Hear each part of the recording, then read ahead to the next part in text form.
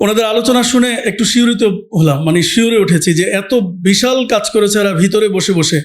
এটা সত্যি নিজের কাছে একটা মানে ভালোবাসার জায়গা অটোমেটিক তৈরি হয়ে গেল। আমাদের ইনসাফ 12 বছর পূর্তি উৎসব উপলক্ষে 12 বছর পূর্ণ করেছে।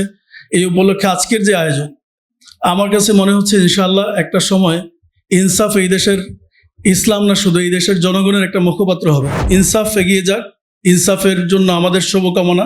এখন আর পিছনে নয়, ওমর রাদিয়াল্লাহু যেমন বলছিলেন এখন আর গুহার ভিতরে নয়। তো যেহেতু আজকে আমরা ইনসাফের একযোগ পূর্তিটা আমরা যা দেখেছি, তাতে করে আমরা সবাই একসাথে ইনসাফের প্রতি কাজ করব, ইনসাফের জন্য আমাদের ভালোবাসাটাকে ঢেলে দিব।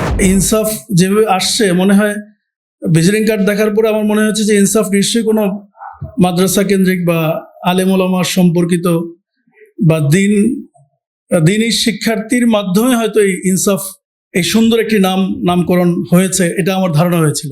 অতিথি যারা আছেন, যারা আসছেন, ইতিপূর্বে যারা আলোচনা করেছেন, ওনাদের আলোচনা শুনে একটু শিউরিত হলাম, মানে শিউরে উঠেছি যে এত বিশাল কাজ করেছে এরা ভিতরে বসে বসে।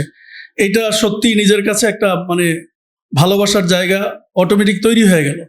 আজকে 12 বছর পরে তারা সেই মদিনার ইসলামের মতো, যে হযরত ওমর রাদিয়াল্লাহু যখন ইসলাম ধর্ম গ্রহণ করলেন তখন বললেন আর গুহার ভিতরে নয়, এখন থেকে বাইরে আজান হবে, এখন থেকে বাইরে নামাজ হবে, আজান দিয়ে ইকামত দিয়ে নামাজ হবে।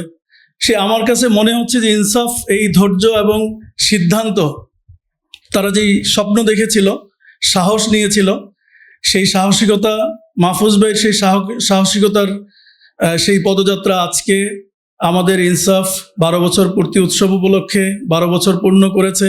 এই উপলক্ষে আজকের যে আয়োজন, আমার কাছে মনে হচ্ছে ইনশাআল্লাহ একটা সময় ইনসাফ এই দেশের, ইসলাম না শুধু এই দেশের জনগণের একটা মুখপাত্র হবে, ইনসাফ ভিত্তিক একটা মুখপাত্র হবে, এটা আমাদের বিশ্বাস।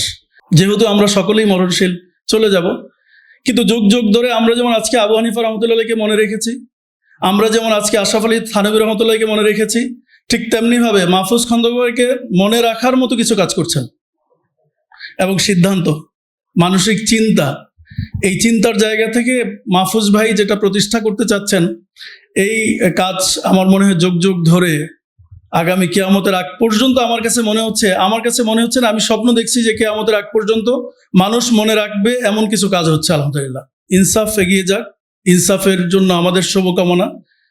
এখন আর পিছনে নয়, ওমর রাদিয়াল্লাহু যেমন বলছিলেন এখন আর গুহার ভিতরে নয়।